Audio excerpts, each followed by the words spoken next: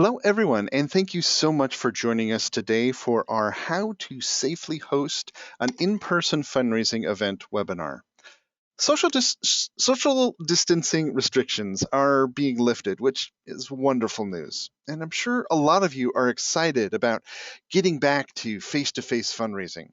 However, many donors may still be feeling cautious about attending in-person events.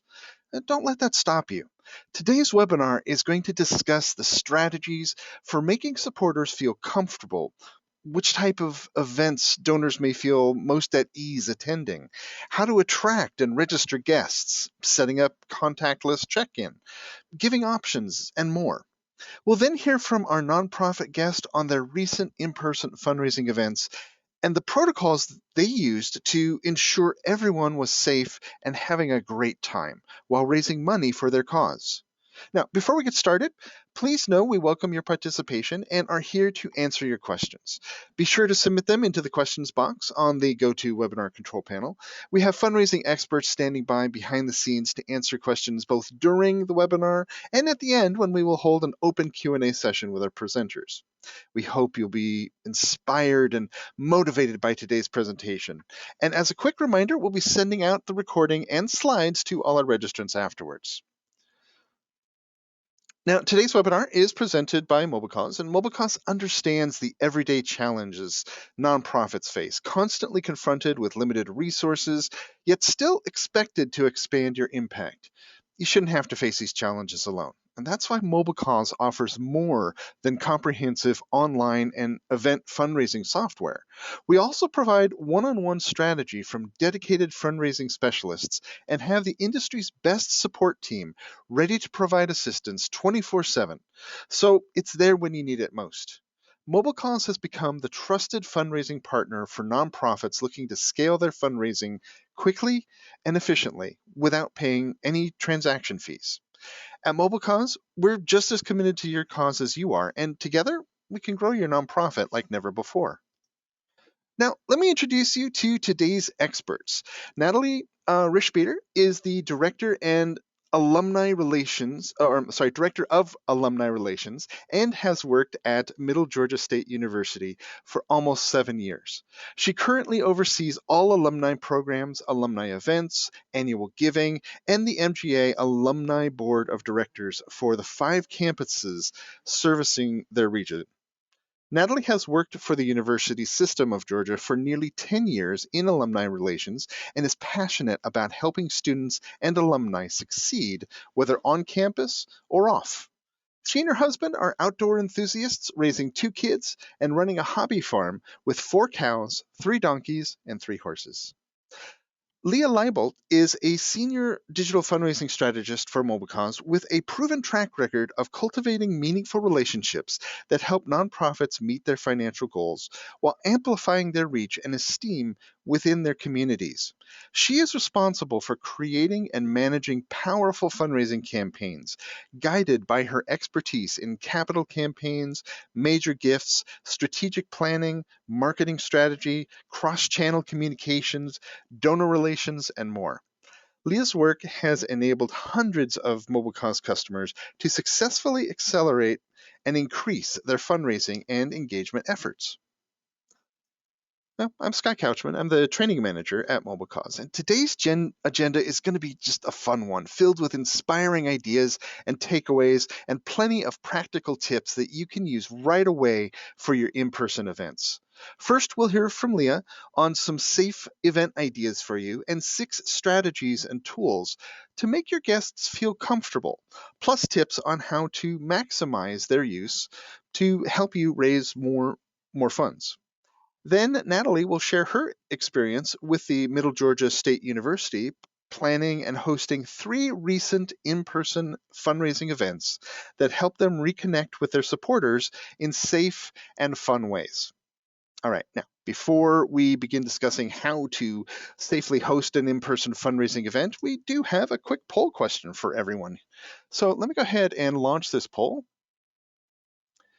And this may take a second or two for it to come up, so let me go ahead and read the question as we're going through. So the question is, what are your upcoming plans for hosting in-person fundraising events? And it should be on the screen. Your choices are that you've already hosted one this spring, you're holding at least one this summer, or you're looking to the fall for your next one. Your donors aren't quite ready yet, and you're still figuring out your strategies. Let's see where you are here. All right, we're getting some good answers here. Let's see.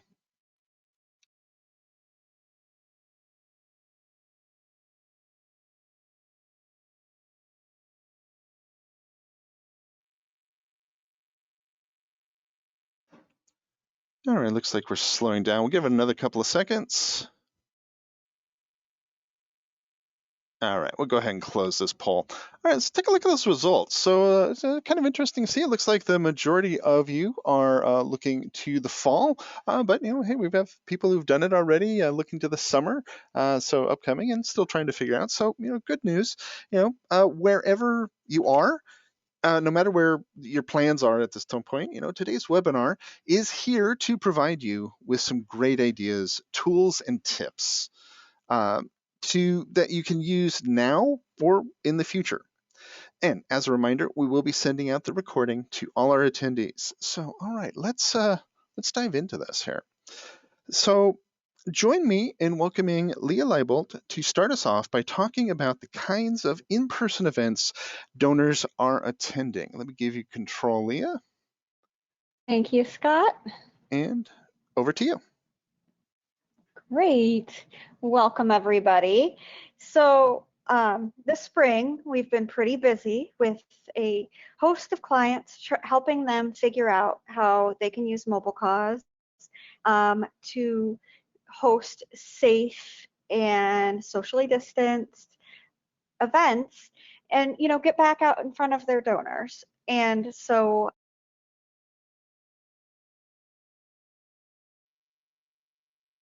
all right.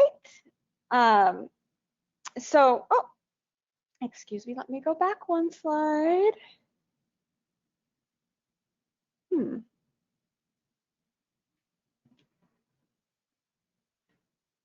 Okay. All right. Sorry Let about me set that. that for you, Leah. There you go. Thank you. All right. So this spring, we've been working with a lot of different clients to help them figure out what events would work with them and helping them figure out how to set that up in MobileCause. A lot of people are kind of dipping their toes in in-person events. It's been a long time. They want to reconnect with their donors. They want to promote their mission. They want to make sure that they have a continuous source of support. And, you can't do that unless you're connecting with your donors. So they're finding ways that they can do that safely. And so one thing a lot of people are doing, of course, is outdoor events because people can safely socially distance in outdoor events. And there's good air circulation.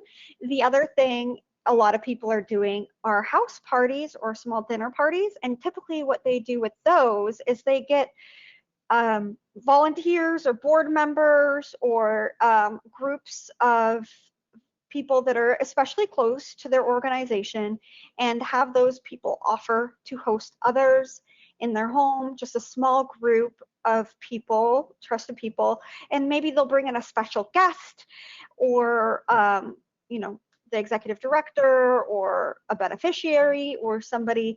And this is a way to, not have a big, huge packed gala with hundreds of people, but rather just a small, intimate event with, trusted friends and neighbors. So that helps people feel more comfortable. Again, outdoor receptions and mixers. We're planning some of those for the summer. Golf tournaments have been big all spring. A lot of golf courses have been allowing people to play golf. A couple of my clients have said that they have to, it's a little trickier because maybe they don't have the number of golf carts they need. So they've been having people either walk or figure out a way to share golf carts so they don't have 4 people packed in the same golf cart, which apparently is an issue in these post-COVID times. Drive-in concert and movie nights are also big because everybody's safely ensconced in their car with their friends and family. And, also a variety of small group activities over a single or multiple days. A lot of our, park clients and, nature clients that work in nature or outdoors will have, outdoor tours or hikes or different things that just smaller, more intimate events that help people feel a little more comfortable in these hopefully soon to be post-COVID times. Now, I alluded to this a little bit on the last slide. A lot of people find it very helpful when you have small events to start with. It makes them feel more comfortable, like you're really conscious of their well-being and making sure that all of your, you're making sure that all of your donors are safe and cared for.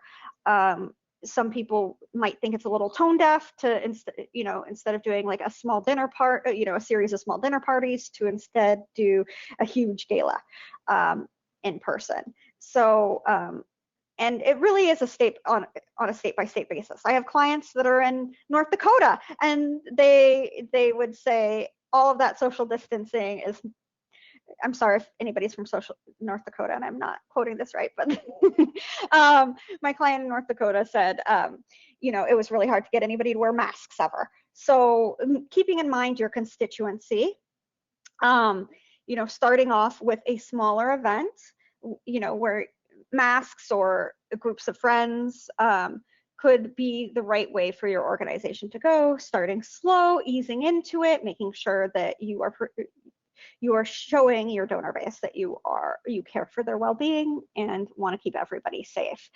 Again, I mentioned a little, make sure that you are taking into account your donor base and your state and your local laws and regulations. The last thing you would want is to do something that seemed out of practice and made your donors think that you guys were flaunting the laws or something like that. So now, having gone over some of the ways and some of the strategies that people are approaching in-person events, Mobile Cause, because we started out as a text to donate service, and we've over the years have added on all kinds of great features, we're still very mobile centric. And what that means is it's really great for these post-COVID times when you want people doing stuff on their phone that only they touch, and instead of touching other things like monetary transactions with cash and tickets and stuff like that. So so with that, I'm going to go through some ways that Mobile Cause can might be able to help you with your transition into in-person events. So one of the things is online registration and ticketing. Making sure that people can take care of their registration and tickets online is very helpful. That way they don't have to go to an office or a location to pick up tickets. They can just purchase them from the comfort of their own home, from their own mobile device, and then sending out automated tickets as soon as they buy them via email. Again, it's touchless, it's seamless, it's really quick. As soon as in Mobile Cause, as soon as you submit your ticket purchase, within a minute, you'll get your scannable, individualized QR code tickets, which is great. And it really lends to the feeling of safety and security in that you are allowing people, to complete transactions online. And I think in these post-COVID times, maybe you guys prior to COVID, you guys had an older donor base, and you were a little reluctant to transition into doing everything online. But with COVID, a lot of people are getting so much more used to doing everything online. So hopefully some of those people that were late technological adapters are now a lot more comfortable doing things online because they had to do FaceTime calls with their grandkids or had to order their groceries online. So if you haven't considered selling tickets online, this might be a great time for you to start. It might be the perfect time in the, in our national culture to, move into ticketing or online ticketing. Let's see. And, I talked a little bit about in the last slide about how mobile calls will send you individualized QR codes. So if you buy 10 tickets, you'll get 10 separate QR code, 10 separate PDF tickets with QR codes. And what this means is that you can use your mobile device, your computer, your phone to scan these QR codes without touching. It's like, I'm trying to think of a good example. like baseball games or movies where you just show them the ticket from arm's length, they scan it, nobody's touching anybody, you can stay an arm's length away, 6 feet away, and you don't have to pass anything from person to person. And Natalie is going to go a little bit, Natalie's used this feature before, and she'll talk a little bit more about how they've been able to use it. It also speeds up check-ins, so people aren't standing back to back in line really close. You're just scanning them really quick, and then you're capture. The other thing that's really great about the mobile calls ticketing check-in is that it allows you to share all your guest information ahead of time, or it allows your guests to share their contact information at the door. And what that does is allow you to reach out to guests in the future. And so maybe this guest is new to you and new to your organization, but now you have their name and their email and their phone number, so you can text and call them afterwards to share more information about your nonprofit and see if they had any questions and continue that relationship. Because if I'm bringing my friend or my cousin or whoever to an event for a nonprofit I really support for the first time, that friend has expressed an interest in the mission and learning more about something that's of interest to me. So as a nonprofit, being able to have that person's contact information and continuously stay in contact with them after is really helpful. And that's something that's really is particular to online ticket registration. Whereas if you just sold old-fashioned paper tickets, you would have no idea who the person holding that is. As a side note, for one of my clients that did really liked guest information because it allowed them to take the names and emails of all the guests, which allowed for them to meet their state regulations. So in case there was some kind of COVID outbreak, they would have all that guest information so they could reach out to people and say you might have been in contact with somebody. So that's another thing to think about as far as post-COVID events, taking guest information just in case, so you can reach out to them with safety updates later on. So this next slide is about contactless giving. So once you get everybody into the event, they're all checked in, nobody's touched anybody, you probably want a way for people who are feeling moved by your program and mission to be able to give at the event. It used to be that people would give via an envelope on the table. They'd pass around the pen because lots of people would forget their pens. And so everybody would be sharing a pen and filling out the envelope at the table. So mobile calls allows for contactless giving. You just take out your own phone, you text in, you use your credit card right then and there. It's instantaneous. You get to see your name on the big thermometer board if that's the direction you guys are going in.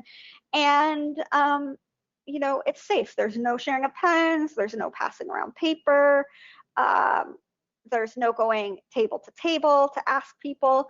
And another reason that contactless giving is helpful is because in these post-COVID times, a lot of organizations are not doing the formalized tables because maybe their venues don't allow them because it puts too many people in close proximity. So then you don't have a place to put those giving envelopes.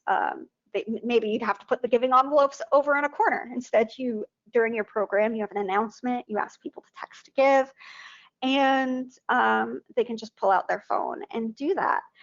Another thing that people will do is if they have like messaging or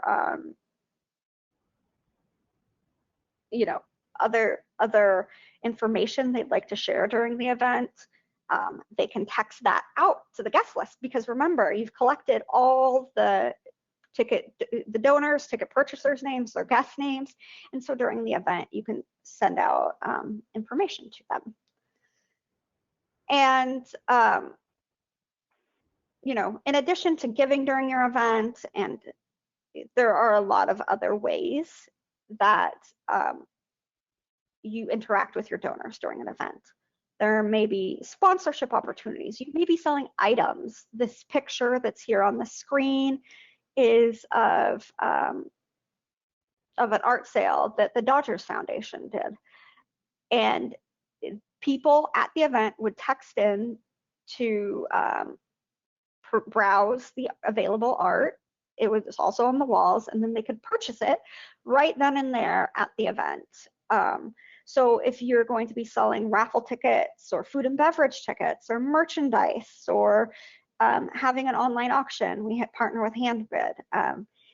These are all ways that people can participate in different aspects of your event and do it from the comfort of their own tablet or phone without having to touch anything at the venue, which a lot of people find very, very comforting. I mean, some of our clients say we do wine polls, or we want to do, this other thing. And we do all kinds of different forms for events. So if you can talk to a salesperson, you can talk to once you become a client, you can talk to a digital fundraising strategist like myself, and we would be happy to review the different ways that we might be able to make your vision happen digitally so that your donors feel comfortable participating in event activities from the comfort of their own phone. And so so some of our clients will have 3 or 4 different forms and purchase activities, donation activities at their event. And so what we have for that, let me see. I'm trying to go forward, Scott. I don't want to press again. Thank you. Is we have a feature called Card on File. So what Card on File is it allows somebody to put their credit card in at the beginning of the night. They can either put it in when they check in with their ticket. There's the option for whoever is checking them in to put in their credit card really quick, or they can do it on their own. And this allows that, and then they get a very special, a unique PIN code, and they can use it on any of the mobile cause forms throughout the night for a 24-hour period. So that means somebody can go back and purchase 4 or 5 drinks throughout the night just using their 4-digit PIN code. This is all PCI level 1 compliant. It's the highest level of online transaction compliance. So your donors can feel rest assured if they want to, buy drink tickets, purchase food, participate in raffles throughout the, and have multiple transactions throughout the night, that they can do that through mobile cause multiple times just using this 4-digit PIN without having to pull out their reading glasses, pull out their credit card while standing and try to put in their credit card in their phone. And they can just punch in that unique 4-digit code into their phone. And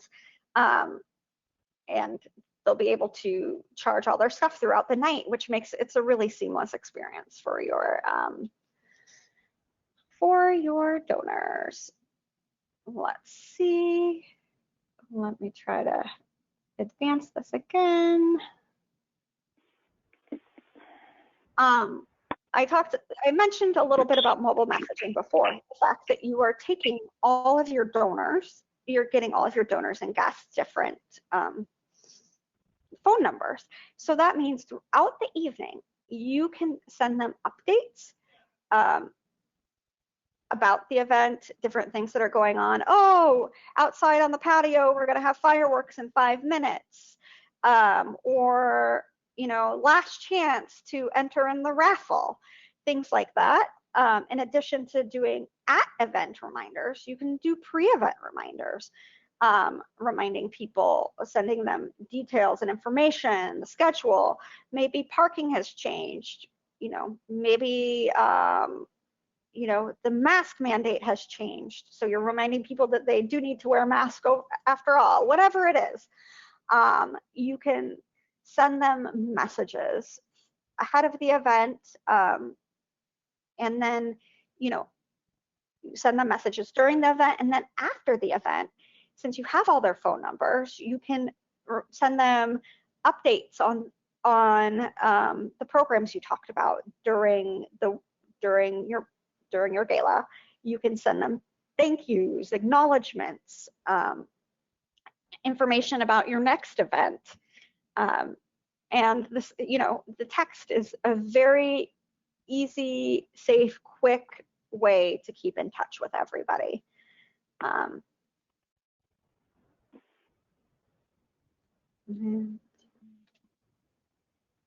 Do the next slide.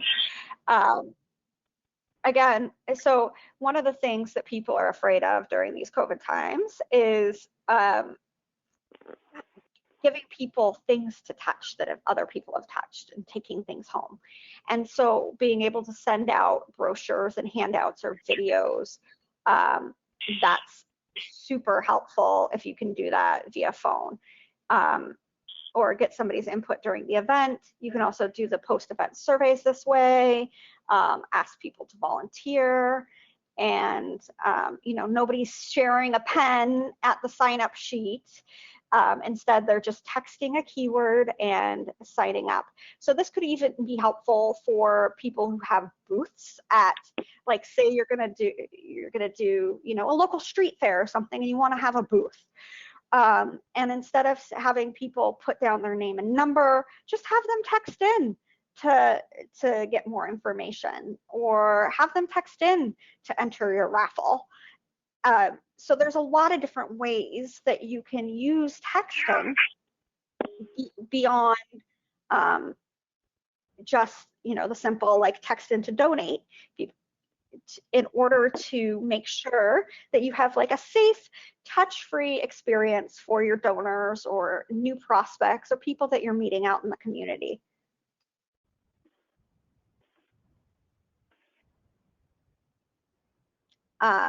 So essentially, as I've talked about through these last 30 minutes, reducing points of contact will enhance your guests' experience and help your organization to have a successful in-person event for the first time in a year or so. And with that, I'll hand it back to Scott. Thanks, Leah. And thank you for sharing such great insight into ways to make your in-person fundraising event safe and comfortable for all. Now, as a quick reminder, if you have any questions, you can submit them into the question box on your control panel as we go along, and we will be sending the recording to attendees within the next 24 hours. So let me see if I can grab control here. So, actually, if I could have Christy, could you switch us over to that one? It seems to have stopped on mine, and so we can bring in our guest. Okay, so let's see. Oh, my go-to is acting up on me. So let's see. Let's see. So now let's hear from Natalie Rishbeater, or Rishbeater from the Middle Georgia State University, and how they recently planned, set up, and executed safe and fun in-person fundraisers. Trying to get control to you. So just tell me next at this point right now, Natalie, to go ahead, and over to you. Okay, thank you, Scott. And thank you all for having me to share a few ideas and what we've been doing in the past. So I want to start off by saying that we really did have to pay attention to our community and what was going on around us. In our main location in Macon, Georgia, there is an annual festival that we always tied into for our Alumni Weekend. And the year when COVID hit, we had everything planned. Alumni Weekend is a pretty big weekend that spans, at that year, it was three days. And so when it was canceled, it was a big deal because this community puts on this big festival and it lasts pretty much for 2.5 weeks. So they have events every day for 2.5 weeks. It's a huge fundraiser for the community. We have a lot of alumni that return to town for these events. So it's just a great time for us to always host something at the school that is in conjunction with the Cherry Blossom Festival. So when we started looking at what our spring looked like, we were wondering, well, is the city going to have the annual Cherry Blossom Festival? And so we really kind of took our cues from them. And when they finally did announce that they were going to move forward, but obviously with limited events, they weren't going to do as many as in the previous years. They were moving a lot of things outdoors. They normally did a large gala. I think they passed on that. So there was just a lot of things that they changed. But what we did notice was that there was a lot of excitement in our community about it. People were really ready to start getting out. And, we're in Georgia, so our numbers were a little bit different in some areas. So we paid attention to what our governor had suggested, and we decided once they made that move that we were going to start doing our planning. Now, of course, they made the decision, I think it was like 5 weeks out from the actual date. So we really had to scramble to put a lot of things in place, but fortunately we just kind of recreated the program that we had already put together in 2020. And so we started with the conversation of, well, what do we need to do to make this happen, but to also do it in a safe way. So we obviously wanted to make sure that we were outdoors. We still had regulations in place. If you're going to be on the campus, inside buildings, you were going to wear a mask.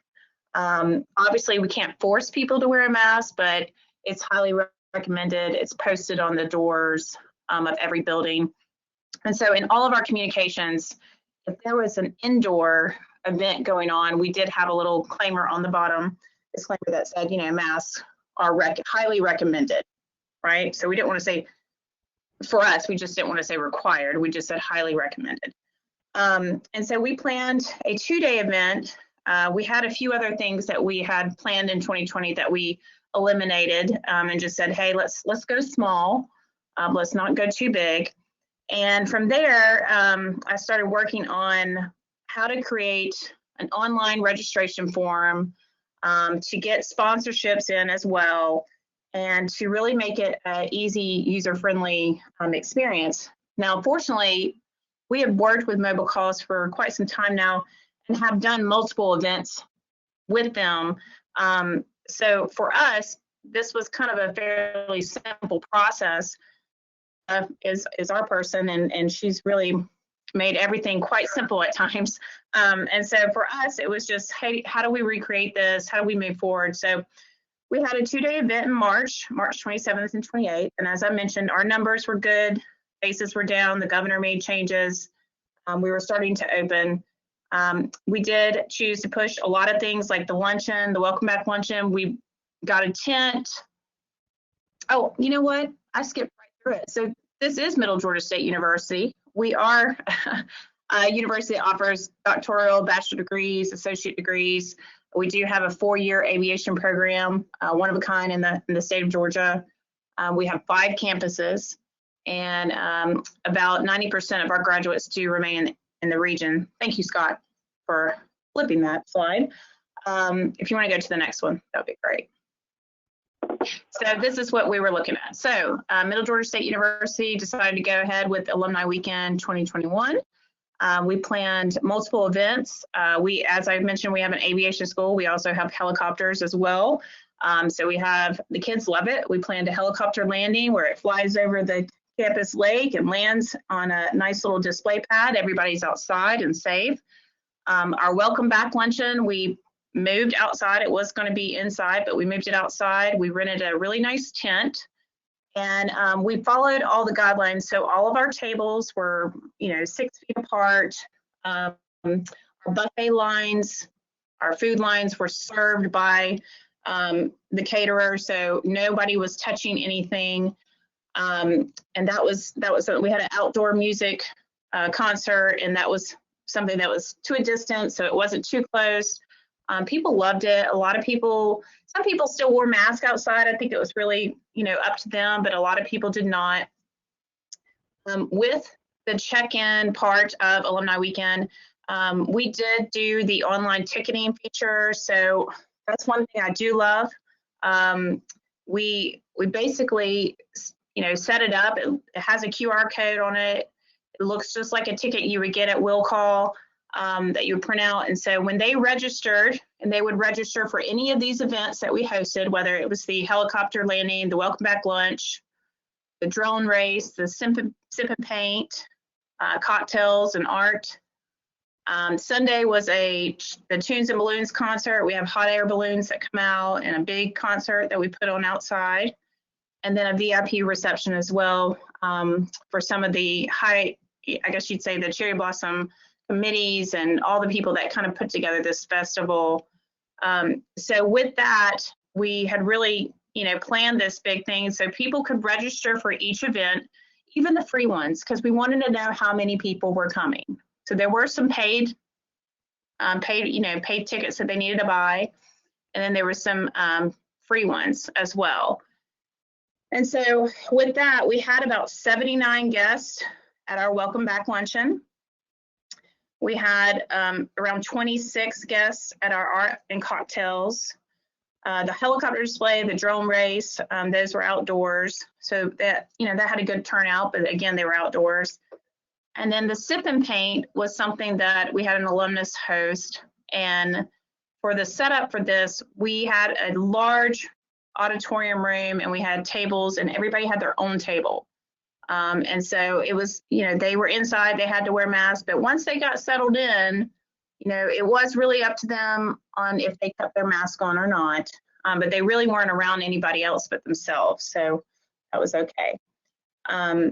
As far as the Cherry Blossom Tunes and Balloons concert and hot air balloons, there was over 600 guests, but that was all outdoors and all safe. So when people came to check in, we did not touch anything. They could show us their ticket on their phone, or they had it printed out in the piece of paper. I love the check-in easy feature because it allows us to see who's there and to really kind of clean up your check-in table. You don't have paper lists sitting there. People don't look confused. You can search by a name. That's always been something that really kind of cleaned it up. That was one of the things we enjoyed the most. As far as, we did host one online event. It was called How to Audit Your Digital Profile. That was held by our School of Business, and we kept one online virtual event because we did not want to exclude everyone. Maybe there was someone that wasn't ready to come out, but they still wanted to participate. So we did keep that as a virtual event, and we had people register for it. But it was funny because all those people registered and came to other events in person too. So I think it just really spoke to us that people were ready to get out and to do stuff, and everything turned out great. We really didn't have any problems with managing the guests, making it virtual. People felt comfortable. And we followed all of the guidelines. Nobody really complained about if they felt unsafe. So it was overall a very successful event. As far as leading up to that event, the contact by like messaging feature through the text is great, because I would send text communications leading up to, and then the day of the event, we had a few changes that happened last minute. So I was able to just pull out my phone, log in real quick, send out the message. And it just worked well. People felt like they were fully abreast of the changes that day. We did have a rainstorm that came in on Sunday, so they moved the time up because there were some really nasty storms coming in later. And so we were able to communicate with all of those guests that registered through us. Hey, we have some really bad storms coming. We're going to move the concert up 2 hours. So that worked out really well. Let's see. Scott, if you want to go ahead and flip to the next one. Our next event we did was May 3rd. We held a golf tournament. This is an annual one. It was our 7th one. And honestly, we've used mobile calls for this event before, for registrations, for sponsorship, for individual people to join on. Our event pages are so high end. They look clean. You can really brand really well. It makes you feel like you've got a lot of resources that, for us, we're a very small shop. We don't have a marketing department that can just hop on and create a web page for us. But with Leah's help, I've kind of become the event page person. So for all of our events that we host and all of our things, I am the mobile calls person for our department now. And you'll find that someone picks it up pretty easy. It is user friendly, so don't be scared of it. Get that person to help you, walk you through it and take notes, but they have a lot of information they can give you. But the 7th annual Knights Golf Tournament was very successful. We do have the capability of selling stuff while we're there. Like, we would sell what we call a Red Bomber ticket, where you could tee off from the women's tee to kind of get an advantage. You can buy it for your whole team. And one thing that I don't know if we've thought about, but if someone's registered for an event and their credit card is in mobile calls, their information is there. So if they're coming to a different event and they register, mobile calls automatically knows who they are. It's kept their information. But we use the swiper to where the person could swipe on their own. We did not have to touch anything, and they were able to do buy other purchases. So that day we had like $10,000, over $10,000 in sales that we did just for extra add-ons that day. But overall, we were able to raise around $58,000, and that goes all to our athletics. So we use the online check-in. It keeps all the teams together, which is very important for us because, we had 26 teams that came in. And then we were also, again, able to send out text messaging throughout the day. Again, we had a crazy storm come in that afternoon. That's just kind of what Georgia weather does. But it was very successful. We've always used mobile calls for this event. But as for us, our players self-distance when they could. We held outside, and we did have like a little celebration at the end. And they do share golf carts. By May 3rd, there was a little bit more opened at that point. So, nobody really was upset about being side by side because they were teammates. They were in the same team. So I think they were probably already coworkers. A lot of our teams come from our sponsors as well. So they were used to having those people around them already. Let's see. Then the most recent one we just wrapped up was May 28th. This was the other night. So we host a alumni night with our minor league team, Making Bacon. The mascot's name is Kevin Bacon. Yes, he's named after Kevin Bacon, the actor. And it's just a really fun time. They sell bacon there, which is really great if you've never been.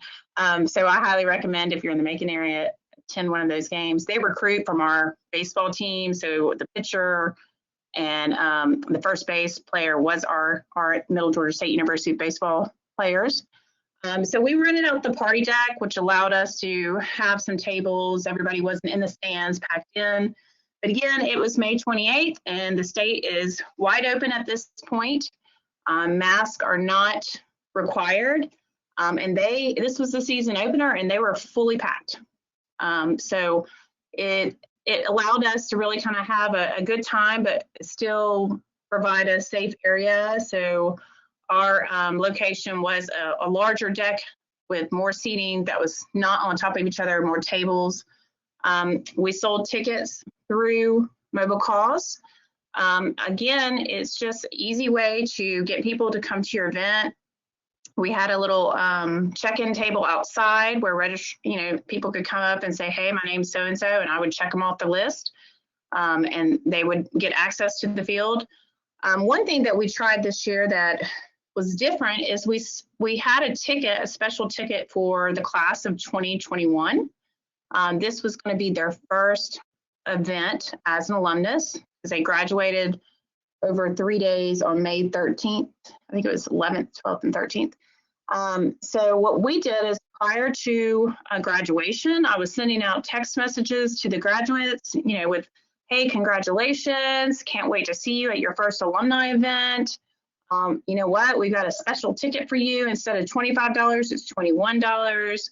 It's all you can eat and drink, and comes with a baseball hat that's branded by Macon Bacon. And so it was great. But when Leah and I were building out this page, I was like, Leah, how do we stop people from buying the $21 ticket and not the $25 ticket? How do they scam us? Because hey, it happens, right?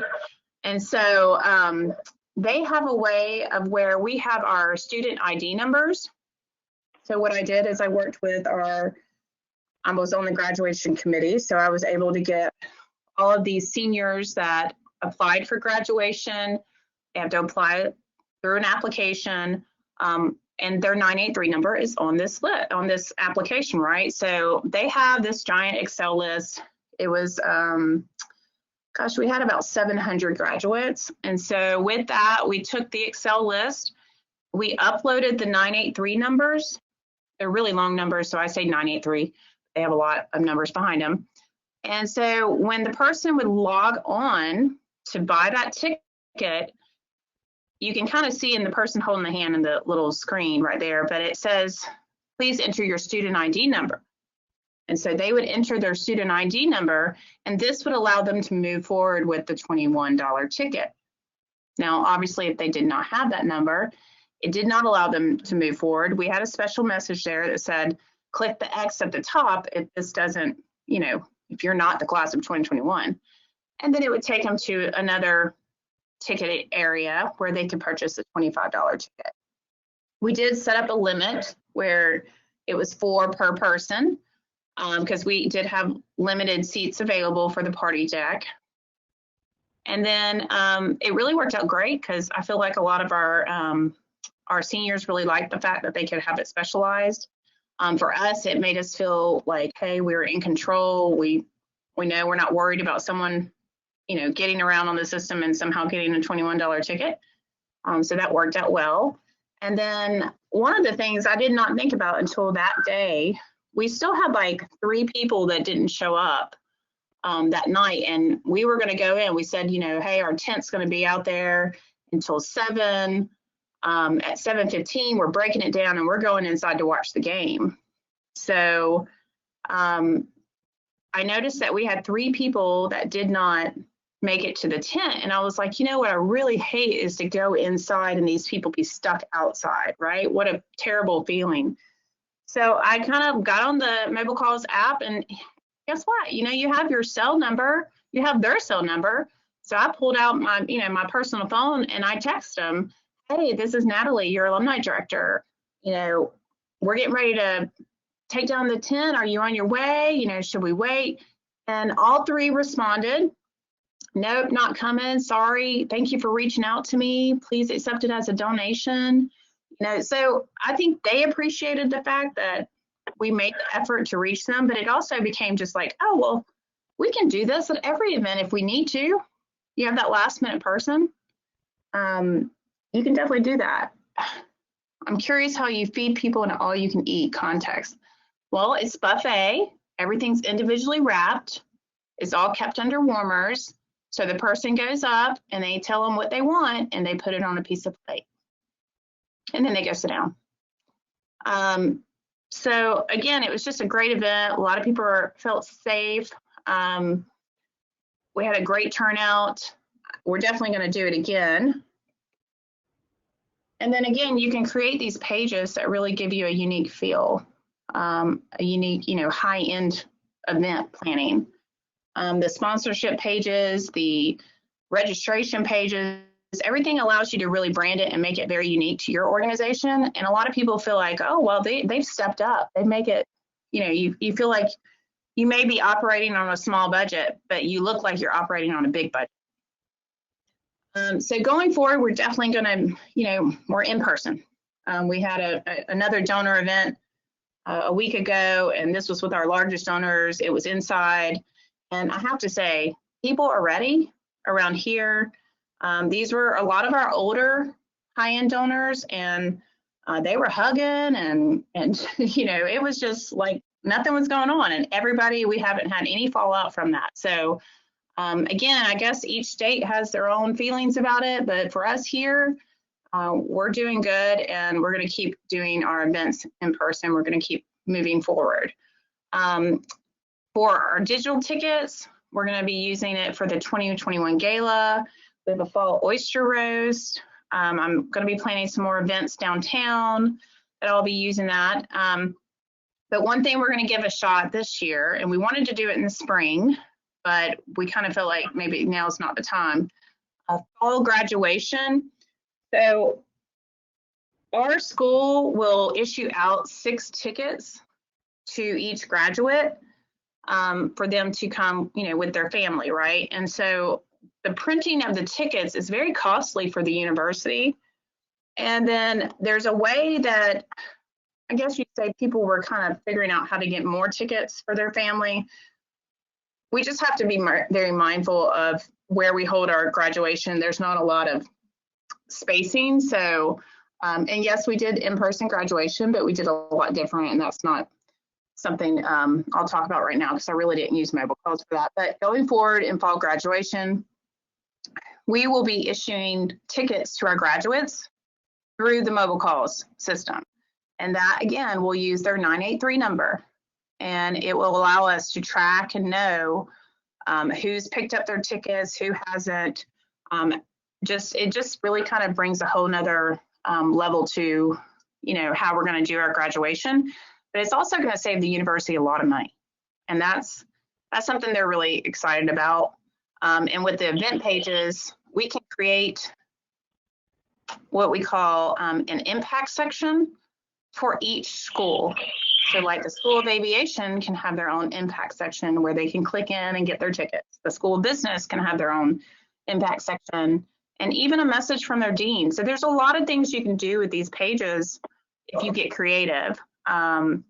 So we're going to continue to use mobile calls. It's probably been the best thing we've purchased in the last few years. I highly recommend it. So if you're looking to really kind of up your game and look like you have a big budget, but you don't, I would recommend using mobile calls. And I think that's it. Yeah. So I'm hoping you guys enjoyed this, and we'll continue to have thoughts on hosting in-person fundraising events. A lot of our folks are ready, and we're glad to be back in person. Scott, I'm going to turn it over to you. All right. Thank you, Natalie, for sharing your expertise with us today. I know these strategies and tools and just, good feelings are there. That's really going to help and inspire a lot of nonprofits to run their own successful in-person fundraising events when the time is right for them. So again, thank you again to both Leah and Natalie for sharing your know-how with everyone here. We really hope you're all looking forward to trying out some of these ideas in your own upcoming events. Now, before we go ahead and jump into our Q&A, we do have a quick question for you, and hopefully you can get that launched here. It looks like it is. Are you interested in learning more about Mobile Cause? So let that run for a few seconds here.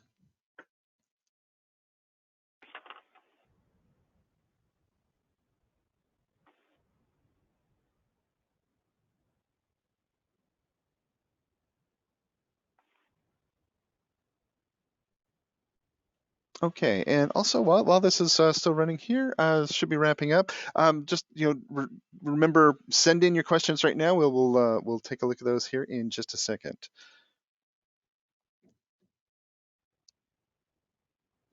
All right, so now it is time for our live question and answer, where we answer some of the very important questions you've sent us about your in-person fundraising campaign. So please feel free to submit any others as we go along. All right, so first question I have here is for Natalie, and this comes from Emily. And the question is, what is the size of your events, like dollars as well as attendees? How big are they? Okay, so with the Alumni Weekend, that's a pretty large event. I mean, I would say we definitely had around 79 folks come for the lunch. Again, there was a lot of individual things. So like for the sip and paint, there was about 14 people that attended that. The cocktails and conversations, or the cocktails and art, that was displayed by our School of Art, showcasing the student art and faculty art. That had around close to about 30 attendees, and that was inside, so people wore masks. And then as far as like the helicopter landing display, that always gets a lot of attention. Our kids love it. They get to, well, in the past, they've gotten to come up and sit in the helicopter. This year, we opted not to do that, but they do get to talk to our pilots, ask questions. So that was always a good thing. But then on Sunday, because as I mentioned, this is a citywide month-long festival that they do that brings in a lot of people from out of town. We had around 600 people that attended this, and it's outdoors. It's huge landscaping area with hot air balloons and a big stage that's built with big concert. We have an orchestra band called Making Pops, and so they always do like this amazing music. And everybody sits outdoors. We had a few tents set up for the VIP reception. All the food was served. A lot of foods were individually wrapped. So that's one thing I did not share, is that we did like little picnic boxes. So the caterers would bring it out, and I always say this word wrong, charcuterie box. So it was like cheeses and crackers and assorted little pastries, and they were really pretty and put in this beautiful little window box. And so our guests loved that. You know, they could pick them up, they felt safe, they can go sit back where they, self-distance. But that had around 600 people. In the past, we've had 3,000 people at this. So you can see that there was, but we had a lot of bad weather that was coming in that night. So I think that also held off a lot of folks. Okay, so I've got a question here for Leah. Do donors understand how to use mobile and contactless ticketing at fundraising events? Yeah, so typically for our clients, the process is we build the mobile ticketing form, maybe we'll attach it to the event page. The nonprofit sends out a marketing email that links to the event page or the ticketing form, or they send out, social media posts or actual USPS mail with links to go and purchase your tickets online. Once the person purchases their ticket online, they get 2 emails. One is a thank you letter confirmation directly from the nonprofit, and the other one is from Mobile Cause, and it includes their tickets with instructions about, with the PDF of their tickets. So the instructions on that are very clear, and it says bring the tickets to the event, and then people just come to the event. They will also get a text message with a link to their PDF tickets too, so they can show them on their phone. And so it's pretty straightforward, and it's pretty user friendly. we don't get, you know, it's unusual that we hear feedback that donors are confused. And then as far as the mobile donation options at the event, we have a lot of resources and help templates and things like that. We always recommend, and we'll work with you guys to develop instructions that you can put in either posters or as part of your program, like a script that you can use as part of your program to instruct people about how to text donate or how to do any of these other things. But it's pretty simple, and you know, once